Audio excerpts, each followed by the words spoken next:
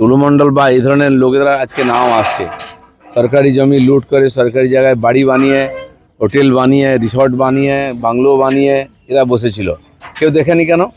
Mamata ব্যানার্জিও beneficiary এর থেকে, তার পরিবার বেনিফিশিয়ারি। আব্দুল বারিক ডিএম থেকে আরম্ভ করে উনি মাথায় বসে আছেন কেন? আজকে আমরা গিয়ে মাঠে গিয়ে দেখতে পাচ্ছি কি হয়েছে না হয়েছে সমস্যা। উনি কোনোদিন খোঁজ নেননি। অন্য কোনো মন্ত্রীর সই করার অধিকার ছিল না, তার বাড়ি বসে থাকতো, কাটমানি পেয়ে যেত। তার পরিণাম এটা হয়েছে, ওরা পশ্চিমবাংলাটা বিক্রি হয়ে গেছে, দখল হয়ে গেছে আজকে। আব্দুল বারিক বিশ্বাস সম্পর্কে টুলু মণ্ডলের আত্মীয়ের বেহাই একসাথে আমি তো বেয়াই বলছি না, চোরে চোরে মাসে তো ভাই। এ সমস্ত নেক্সেস যারা করছে, দেখুন একটাকে টানুন, সব ডোর বেরোবে, কোথাতে কোথাও সম্পর্ক আছে, শেষ পর্যন্ত কালীঘাটে গিয়ে পৌঁছে যায়, সেখানে কেউ হাত দেয় না। তো এই জন্য এক জায়গায় হাত পড়েছে, এবার ধীরে ধীরে কান টানলে মাথা পর্যন্ত চলে আসবে, অপেক্ষা করুন। তার মানে একটা নেক্সাস, যেটা আপনারা বারবার বলেন বা বলতেন যখন বিরোধী দলে ছিলেন, অনুব্রত মণ্ডল বীরভূম, সেখানে একটা 500 কোটি টাকার স্ক্যাম আছে। এই 500 কোটির মধ্যে এইগুলো কি সমস্ত টাকা? কারণ সোনা যেগুলো উদ্ধার হয়েছে এগুলো ইন্ডিয়ান মেড নয়, এগুলো সুইজারল্যান্ডের সোনা, এগুলো ভারতে পাচার করে গোপনে আনা হয়েছে। দেখুন, আজ কেষ্টমণ্ডলকে ধরা পড়েছে বা খোলাখুলি করতো বলে সবাই জানতেন, আপনারাও জানতেন। ওইখানকার কোনো মিডিয়ায় কোনোদিন একটা তার বিরুদ্ধে লেখেনি। সেইখানকার মিডিয়ার লোকেরা এখানে সল্টলেকে নিউ টাউনে এসে ফ্ল্যাট কিনেছে, তারা সবার উপকার পেয়েছেন, তার বিরুদ্ধে একটা কোনোদিন লেখেনি কেউ, একটা এফআইআর কেউ করেনি। শুধু কেষ্টমণ্ডল নেই, আজকে ছোটো ছোটো বড় বড় কেষ্টমণ্ডল সমস্ত জেলাতে আছে, তৈরি করা হয়েছে। ওরা হোলসেলার, হ্যান্ডলার, ওখান থেকে টাকা পয়সা তুলে কালীঘাটে পাঠাতো।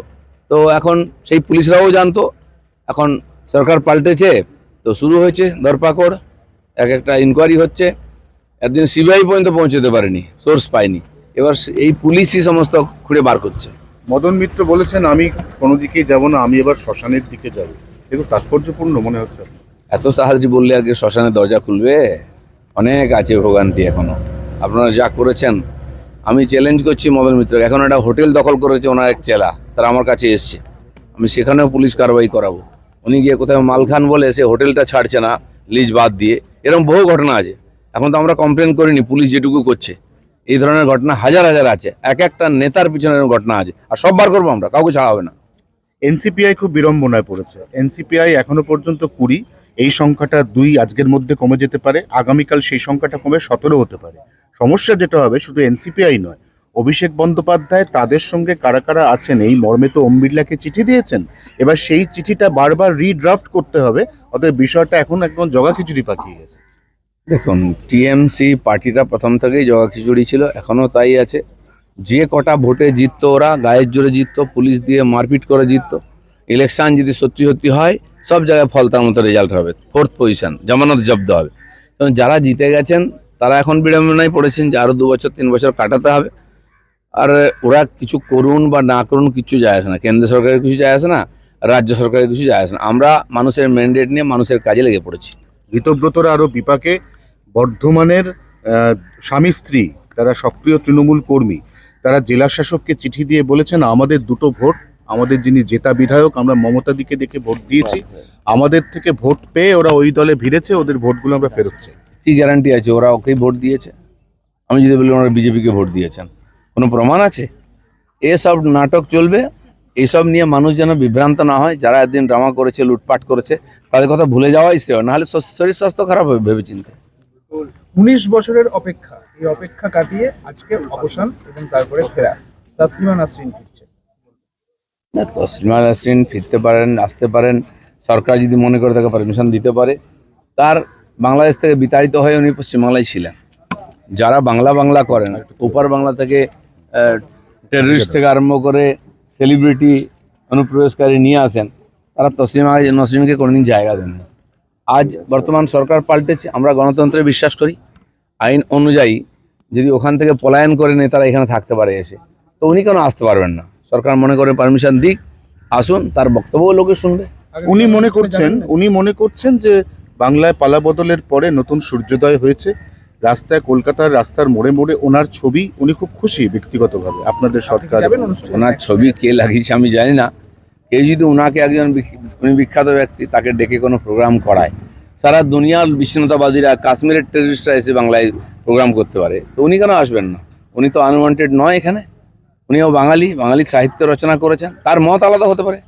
ভারতবর্ষের মানুষের কৃষ্টি সংস্কৃতির মধ্যে যেটা আছে সব মতকে সম্মান দেওয়া। 4 বাক্যে আমরা ঋষি বলেছি ভোগবাদীকে। তো উনি আসবেন, ওনার বক্তব্য কেউ শুনবে, কেউ যদি মানবে, কারো বাধ্যবাধকতা নাই, কিন্তু তাকে না আসতে কেউ মানা করতে পারে না। দাদা 3 তারিখে ব্রাজিলের সঙ্গে ভারত বনাম ব্রাজিলের এবারের বিশ্বকাপের অন্তত 4-5 জন তারকাও সেখানে খেলবেন। প্রথম কথা, আপনি একজন ক্রীড়াপ্রেমী মানুষ, আপনি দেখতে যাবেন কিনা, আর এই বিষয়টাকে আপনি ওভারঅল কি চোখে দেখছেন? দেখি, আমার কাছে তো নিমন্ত্রণ আসুক, দেখি খোঁজ খবর নিই। 3 তারিখ আছে, 3রা অক্টোবর, পুজোর আগে। ভালো একটা ভালো ফেস্টিভ্যাল হবে। মেসিকে নিয়ে এসে যে কালিমা লিপ্ত হয়েছে বাংলার ফুটবল, কমপক্ষে ব্রাজিলকে নিয়ে এসে এটা ধোয়ার একটা সুযোগ এসছে, পাপ ধোয়ার। বাঙালি ফুটবল প্রেমী, ফুটবলের প্রেম রয়ে গেছে, ফুটবল আর নাই পশ্চিমবাংলায়। আমি সেদিন খেলা দেখতে গেছিলাম, ডুরান্ড কাপ ডার্বি ম্যাচে মোহনবাগান ইস্টবেঙ্গল বসে খেলছিল, আমরা স্টেডিয়ামে দেখে এটাই প্রথম আলোচনা ছিল, এই দুটো বাঙালি ক্লাব খেলছে, কজন বাঙালি আছে প্লেয়ারের মধ্যে? 2-3 জনের বেশি নাম পাওয়া গেল না। আমি তো ইদানিং অত খোঁজ রাখি না। তো এই হচ্ছে বাঙালির ফুটবল, যেখানে বাঙালি নাই। আমি আশা করব ব্রাজিল আসুক, আর্জেন্টিনা আসুক, বাংলার ফুটবলের জন্য যেন কিছু হয়। খেলার কথা যখন উঠলোই, হুমায়ুন কবির মোহামেডান স্পোর্টিং ক্লাবের সভাপতি হওয়ার পর 1.5 কোটি টাকার চেক দিয়েছিলেন, ওই চেকটি বাউন্স হয়ে গেছে। মানে 3বার চেক দিয়েছে 50 লক্ষ টাকা করে, 3বারই 3টে 50 লক্ষ চেক বাউন্স হয়ে গেছে হুমায়ুন কবিরের দেওয়া চেক। যাই হোক, হুমায়ুন কবিরের ইতিহাস যারা জানেন তারা অবাক হবেন না এটা নিয়ে। আপনি কি আরেকটু কিছু বলতে চান এই চেক বাউন্স নিয়ে? না, আমি কিছু বলতে চাই, আমি কেন বলবো? পুলিশ বলবে, ব্যাংক বলবে, আর যারা পেয়েছে তারা বলবে। বাউন্স তো উনি নিজেই সবসময় বাউন্স হতে থাকেন, চেক তো সাধারণ ব্যাপার। খবর দেখতে সাবস্ক্রাইব করুন বাংলা হান্টের ইউটিউব চ্যানেল। বাংলা হান্টের আরও খবর দেখতে নজর রাখুন। বাংলা খবর মানেই বাংলা হান্ট।